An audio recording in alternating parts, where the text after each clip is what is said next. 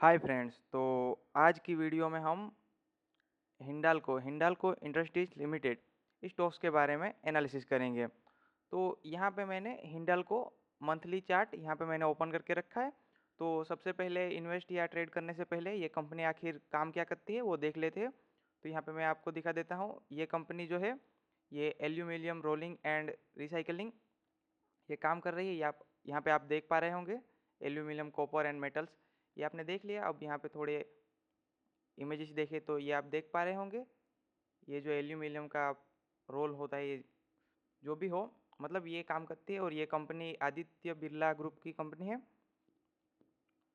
तो ये कंपनी एक तो अच्छी है, और इसका जो मंथली चार्ट है और वीकली चार्ट है ये भी बहुत अच्छा यहाँ पे ब्रेकआउट के कंडीशन यहाँ पे बना रहा है। तो चलिए यहाँ पे अब ये मंथली चार्ट एनालिसिस करते हैं। तो यहाँ पे आप यहाँ प्रीवियस से हम देखते हैं। यहाँ पे देखो, ये जो था यहाँ से इसने ये ब्रेकआउट दिया था, ये जोन से ब्रेकआउट दिया था। फिर यहाँ से ये इन्वर्टेड हैमर बनी। इन्वर्टेड हैमर के बाद शार्प फॉल आया। यहाँ से पहले ब्रेकआउट दिया था, उसी जगह रिटेस्ट हुआ, मतलब सपोर्ट लिया यहाँ से। फिर से यहाँ से इस तरीके से बाइंग हुई, मतलब यहाँ से एक सपोर्ट बनाया। फिर यहाँ से फिर से इसने ऊपर गया, और ये ऊपर जाके इस रजिस्टेंस के पास फिर से गया। फिर से यहाँ से थोड़ी यहाँ पे सेलर एक्टिव हुए थे, यहाँ से यहाँ पर फिर से सेलर एक्टिव हुए। और फिर से इसने ये जो सपोर्ट था यहाँ पे आए, और यहाँ से स्ट्रॉन्ग बायर एक्टिव हुए। मतलब एक दो और तीन, ये तीन कैंडल, एक दो और तीन, ये तीन कैंडल देख पा रहे होंगे। यहाँ पे स्ट्रॉन्ग बायर एक्टिव हुए। तो अब यहाँ पे हम ट्रेड किस तरीके से प्लान कर सकते हैं। तो यहाँ पे जो मैंने यहाँ पे ये ड्रॉ करके रखा है पहले से ही, यहाँ पे मैं आपको ये बॉक्स लगा देता हूँ, मतलब ये एक जोन बना देता हूँ। ये जो हमारा ये जोन हमें क्या मिल गया, ये हमें हमारा सपोर्ट मतलब रजिस्टेंस, ये ऊपर रजिस्टेंस जोन मिल गया। इसने स्टॉक्स ने क्या किया, यहाँ पे दो बार, एक बार, दो बार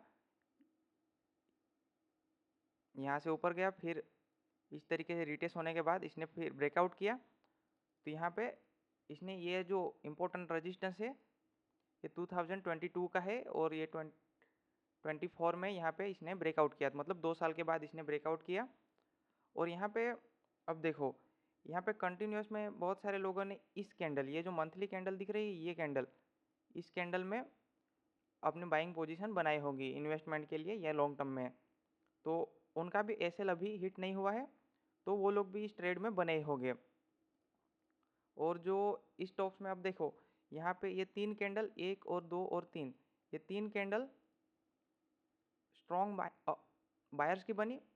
और यहाँ पे देखो, फिर इस जो ये ग्रीन वाली कैंडल है मई की, तो यहाँ से इसका हाई है, उसी के बीच एक दो और तीन और चार, अब इस मंथ की ये कैंडल हम पकड़ लेते हैं। तो यहाँ से चार, मतलब 4 मंथ से यहाँ पे ये कंसोलिडेशन कर रहा है। और यहाँ पे देखो, ये कैंडल देखो, यहाँ पे रिजेक्शन देखो, ये हमें क्या मिल रहा है, रिजेक्शन। बार बार ये स्टॉक नीचे आता है, यहाँ पे रिजेक्शन मिलता है। तो मतलब हमें इतना पता चलता है कि कोई यहाँ पे बायर्स यहाँ पे है, इंटरेस्टेड है अभी स्टॉक्स में, तभी तो यहाँ पे इतनी बड़ी रिजेक्शन कैंडल बन रही है, वो भी मंथली चार्ट पे। तो अब यहाँ पे मैं आपको वीकली चार्ट पे लेके चलता हूँ। यहाँ पे देखो वीकली चार्ट मैंने लगाए हैं। तो वीकली चार्ट में अब देखो, ये जो यहाँ पे मैंने ड्रॉ करके रखा है, इसको मैं ग्रीन कर देता हूँ, जिससे कि हमें पता चले कि ये हमारा एंट्री लेवल है। तो ये हमारा एंट्री लेवल हो गया। यहाँ पे इसने ब्रेकआउट किया, पर ब्रेकआउट देने के बाद क्या हुआ, इसने कोई शार्प मूव नहीं आया। तो अभी भी इसमें शार्प मूव आ सकता है। ये वीकली चार्ट लगा के रखा है मैंने। तो यहाँ पे देखो, ये जो कैंडल है, ये कैंडल, और यहाँ से ये जो जोन है, ये पूरा यहाँ से स्ट्रॉन्ग बायर एक्टिव हो रहे हैं। मतलब इसका जो पहले रजिस्टेंस था वो सपोर्ट की तरह एक्ट कर रहा है। यहाँ पे बायर्स बहुत इंटरेस्टेड है, इतना हमें पता चलता है।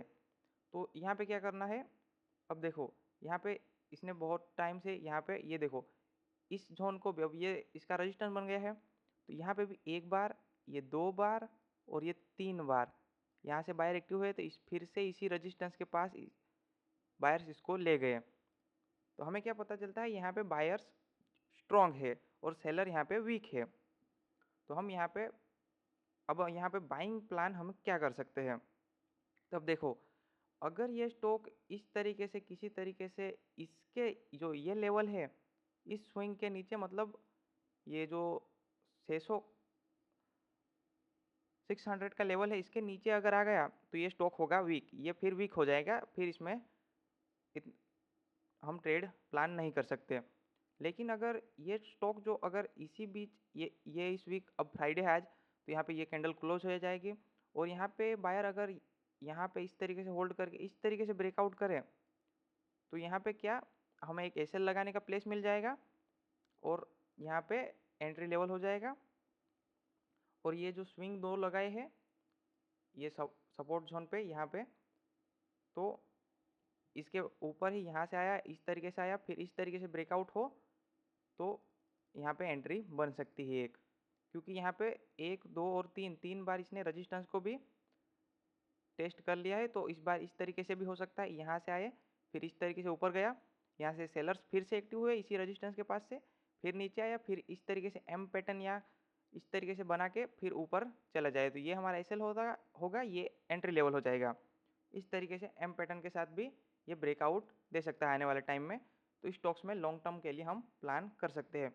तो यहाँ पे अब हमारा टारगेट क्या होगा, तो यहाँ पे टारगेट डिसाइड करने के लिए हम जो ये पूरी रेंज बनी थी उसको मेजर करेंगे। तो यहाँ से मैंने इतना पकड़ लिया, ये देखो इतना पकड़ लिया, और इसको यहाँ से ब्रेकआउट हुआ था इस जगह से, यहाँ से मतलब इस जगह से स्टॉक ने ब्रेकआउट दिया था। अभी कितना बाकी है यहाँ तक, मतलब कितना,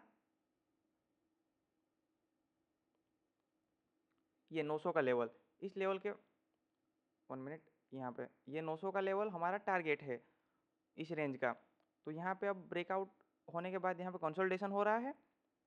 तो अब यहाँ पे देखो, अगर हमें ये स्टॉक इस तरीके से आए फिर थोड़ा नीचे आए और फिर ब्रेकआउट दे तो हम मान लेते ये एसएल मान लेते हैं। तो भी हमें एसएल हम पकड़ लेते हैं इस जगह पे हमें एसएल मिल गया, इसको हम रेड कर देते हैं, ये हमारा एसएल हो जाएगा।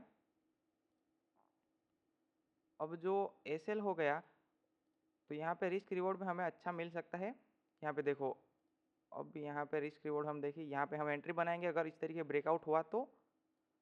और ये देखो 1:3 के आसपास हमें टारगेट मिल सकता है स्टॉक्स में, अगर इस तरीके से मैंने कहा उस तरीके से ब्रेकआउट हो तो और इसके जो फंडामेंटल है वो भी बहुत स्ट्रांग है।